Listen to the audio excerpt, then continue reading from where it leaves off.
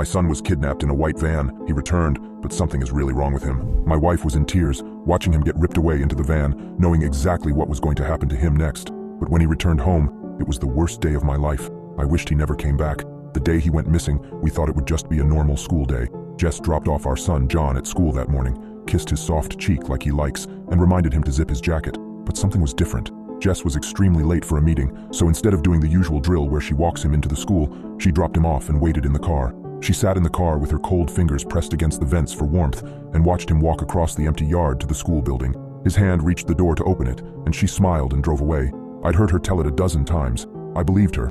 I told the police my part too, hugging him and calling him buddy, giving him a glass of milk and telling him I'd help him with his homework tonight. Thinking everything was normal, we all went on with our day. John was at school. Jess was on her way to work. I was at home. That was our morning. But the evening is when something started to go wrong. John always rode the school bus home. He'd usually arrive home before we got home from work. Lita, our neighbor, would meet him and let him in the house and watch a show with him until I or Jess got home from work. She was great, but Lita called me at 3:45. John did not get off the bus. The school couldn't locate him. He hadn't made it to class.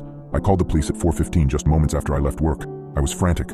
I met them at the house. Somewhere between Jess leaving after seeing his arm touch that door and actually entering the school, our sweet John had disappeared. The cameras from inside the school had never caught him in the hallway. The ones outside weren't working properly, so there was no telling where exactly, or he had disappeared. But he never opened those doors. He never walked into his classroom.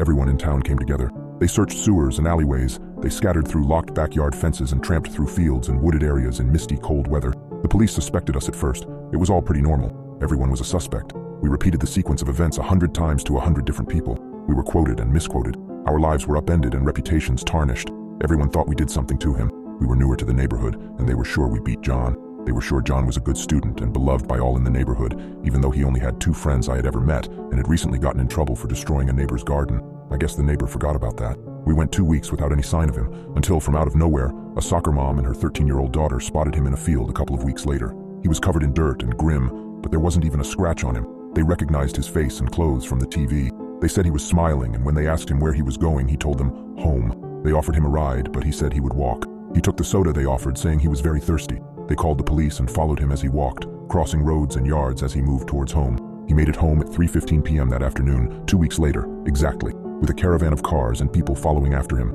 Jess greeted him at the door. "Mommy," he said before wrapping his arms around her. We both cried in that moment, but I wasn't crying for the reason you might think. The TV called it a miracle. The police chief, who was convinced that I had buried my own son outside town, even half-heartedly apologized after John told him about the bad man in the truck who had swept in and taken him at the school door. John wasn't short on details. They had arrested someone fitting the description within an hour. Some unfortunately named man, Gil Farabee, who looked a bit too creepy for his own good. He would confess before we got home with John later that night.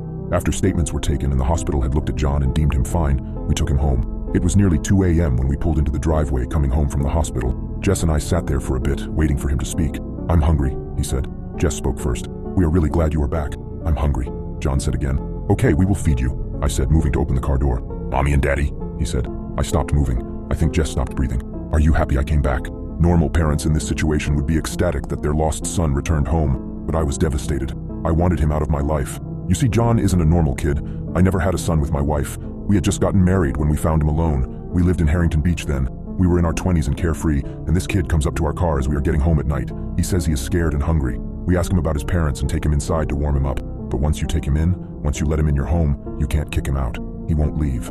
We found that out. He doesn't have parents. He is perpetually 9 years old, never ages. I'm 45 and met him when I was 23. He won't let you leave either. He finds you and you take care of him until you die. Or he dies, but he never dies. We've tried. We've tried to murder him so many times, but he just won't leave our life. My wife and I wouldn't mind having a kid around. We'd consider ourselves good parents. But the things John did were just disgusting. He doesn't eat normal food. So to get rid of him, we contacted an old friend, Gil.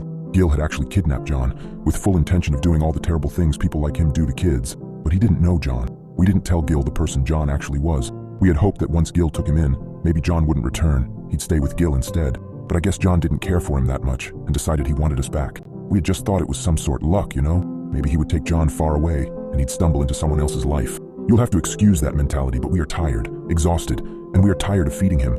You see, Gil did murder a few kids before, states away, but he got blamed for the recent disappearances in that county, and it wasn't him. I am not defending him. He hurts kids. But the disappearances in this county, that was me and Jess. Well, John, but he is just 9 and can't feed himself. We don't actually hurt them. We just bring them to his room. You put them to sleep and you bring them to his room. He only wants children. We've tried to feed him undesirables or old people who look close to death. He will only eat children. We weren't allowed to watch him eat, but we heard it. There was never any mess, so Jess and I thought maybe he ate them whole like a snake does. Hell, I have offered up myself. What happens if we run? He follows. Everywhere. You can't get away from him. You'll be taking a shower in a shitty motel bathroom 9 states away, and he is there suddenly saying, "I'm hungry," over and over again until your ears bleed. Kill him? He doesn't die. We tried. He heals himself and gets right back up. Lock him in. He gets out. Say no? Well, you never say no to John. I lived a full year of his torment once when I told him no. Every single one of your worst nightmare, he knows. "I'm hungry," he said when we walked inside from the hospital. "Not today," Jess said. "It will draw too much attention. Tomorrow, I promise." John smiled and ran off to his room to play and sleep. "Good night, Mommy and Daddy," he yelled from upstairs. I really missed my room. Jess and I looked at each other and sat on the couch. Flipping on the TV, we saw a panel of experts break the news about John being found alive, and pictures of our happy family filled the screen. Everyone was so happy he was back. It was a miracle. "I'm pregnant," Jess said. My stomach churned. We never got to keep them. Jess had just formed John's lunch.